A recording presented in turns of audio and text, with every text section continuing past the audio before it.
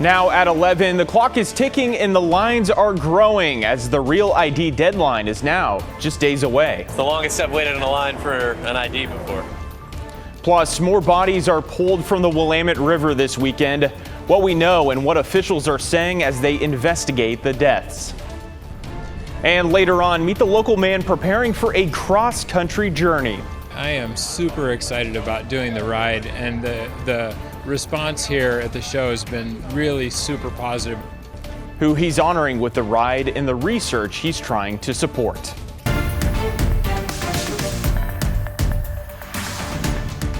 Thanks so much for joining us here at 11. I'm John Adams. We're going to start off with breaking news from Clackamas County Sheriff's Office regarding the kayaker who went missing in mid-April. The Sheriff's Office says investigators believe a body recovered today is that of 20-year-old Marcellus Rodriguez.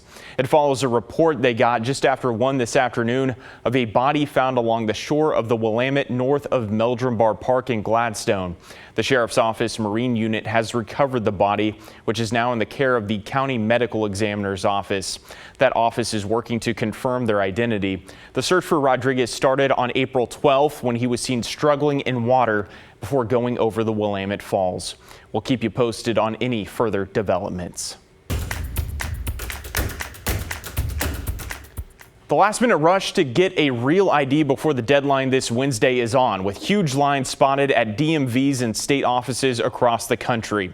As NBC's Adrian Broadus reports, even if you don't have one yet, you may not be totally out of luck. Across the country, the countdown is on to get a real ID. I hope I'm able to get it at least before the deadline. From New York to North Carolina, scenes like this, people waiting in long lines to get one. They have a Gold Star, California Bear, or say Enhanced in Washington State. And you'll need one if you're planning to fly domestically or visit some federal facilities. These IDs keep our country safe. These people are waiting for a real ID in Chicago. It's the longest I've waited in a line for an ID before. Alexi Janulius is the Illinois Secretary of State. What does May 7th mean to you? Chaos, unnecessary chaos, confusion.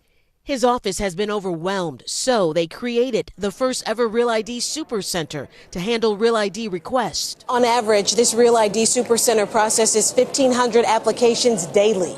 I never would imagine that the Real ID Super Center would be this popular. We've had other states reach out to us about how to get it done. They want to do it. But no matter where you live, there are some things you need to know before you get a Real ID. First, that May 7th deadline, that's not the last day you can get one. I think there's this misnomer out there that because it's a deadline on May 7th, we're going to stop issuing them. That is not the case. Starting May 7th, you will need a Real ID if you're planning to fly. But even then, you'll still be able to use other documentation. If you have a passport, travel with your passport. A passport, a green card, or a military ID. Also, before you go get a Real ID, check online to make sure you have the documents you need. Dorian Irons found out the hard way, denied twice in 1 week. You look like you're on the verge of tears. I am, just a little bit. And when you go, be ready to wait. When we visited the Super Center, it took some people 2.5 hours. I'm going to be here a very long time. It just takes a little planning and a lot of patience. Adrian Broadus, NBC News, Chicago. Here in Oregon, you'll need to bring a proof of identity and 2 proofs of address to the DMV. It could take up to 3 weeks to get your real ID. Again, you don't need one if you plan to use an active passport or if you're traveling within the country by car. Taking a live look outside right now, temperatures are cooling off as we head into the overnight hours, but we were treated to yet another beautiful day to wrap up the weekend. Meteorologist Joe Ranieri is joining us tonight. And Joe, how are things looking for the Monday morning commute tomorrow? It's going to be a chilly commute, similar to what we saw this morning. And believe it or not, we were going to be looking at temperatures right around the freezing mark in a few locations. Really, the more south you go. Eugene, your overnight lows will be right around that 33-degree range. Closer you get into the Salem area, the Portland metro area, you're going to be looking at temperatures right around the upper 30s to low 40s. But there will be some areas of frost that develop, and we could easily easily be seeing temperatures soaring into the mid to the upper 70s. So here's a look at that advisory. That light blue you see is the frost advisory that kicks in here in just the next 45 minutes, John. And we'll zoom in. You can kind of see it's along parts of the Coast Range and up into the upper Hood River Valley as well. So just expect to see some areas of frost to start things off tomorrow morning. And like we've been telling you the last couple of mornings or last couple of nights, if you have any sensitive plants, wrap them up, or if you can't, bring them on inside. We'll have this ridge of high pressure in place for a good portion of the week. And John, it's going to be nice tomorrow. It's going to be feeling even better heading into Tuesday with temperatures climbing into the mid 80s. I'll talk more about the next chance we'll be seeing some measurable amount of rain in my detailed forecast. That's about 10 minutes from now. All right, Joe, we'll see you then. We have a sad update in the search for a woman from Southeast Oregon. The Harney County Sheriff's Office confirmed volunteer searchers found the remains of Kylie Burt. She had been missing since April 4th. She was last seen traveling from Klamath Falls to Iowa. Volunteers found remains early yesterday, which were positively identified as Burt's. More bodies were found in our region's waterways yesterday. Last night, the Multnomah County Sheriff's Office responded to Cathedral Park to recover a body that had washed ashore. This was the scene in the park about 8:15 last night. Earlier on Saturday, the Sheriff's Office recovered a body just north of the Steel Bridge. The medical examiner is now working to identify the bodies and how they died. The Sheriff's Office maintains they have no reason to believe any of the deaths are connected. Right now, sheriff's deputies are looking for this missing teen from Milwaukee.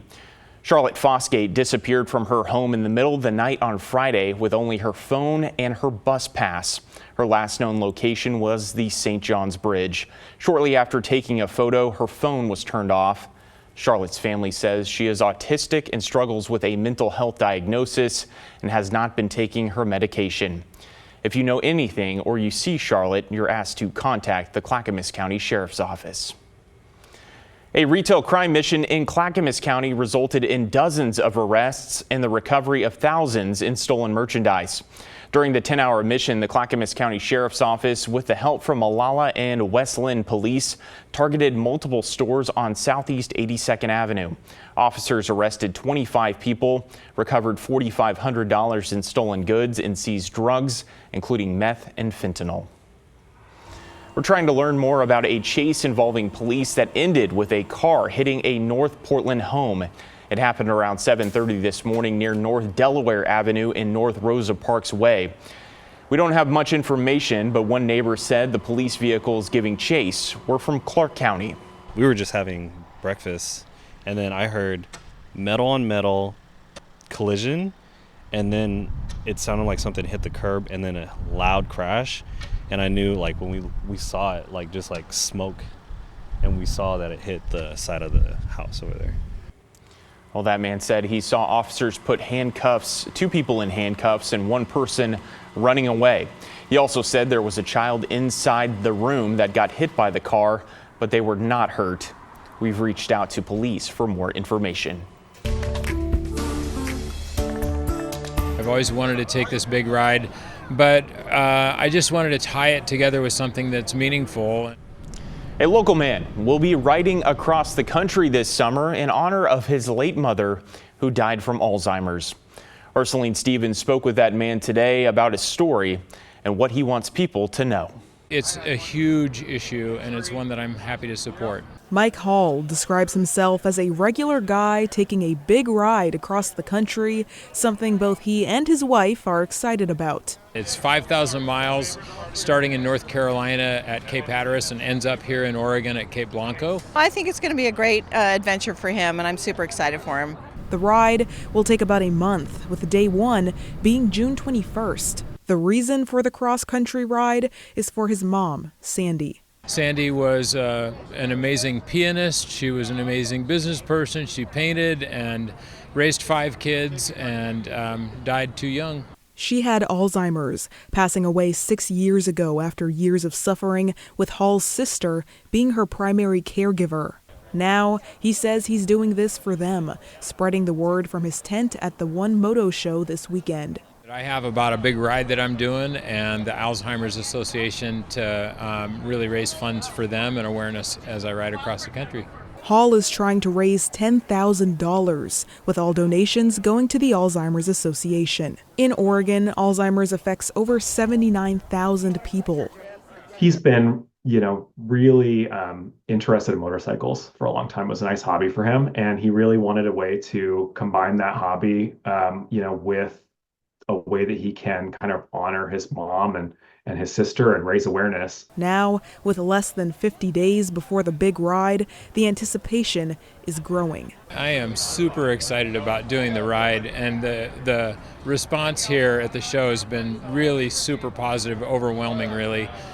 So it's all excitement right now. Celine Stevens, KGW News. Hall says the longest ride he's ever done was only 1,000 miles, so this will be a pretty big journey for him. All donations for this fundraiser will be matched up to $10,000, all going to the Alzheimer's Association. Well, check this out. The Oregon National Guard held a mobilization today in Salem. About 220 soldiers are preparing to head to the Horn of Africa as part of a mission to defeat Islamic State forces. They will serve in Djibouti, Kenya, and Somalia, focusing on security and base defense operations.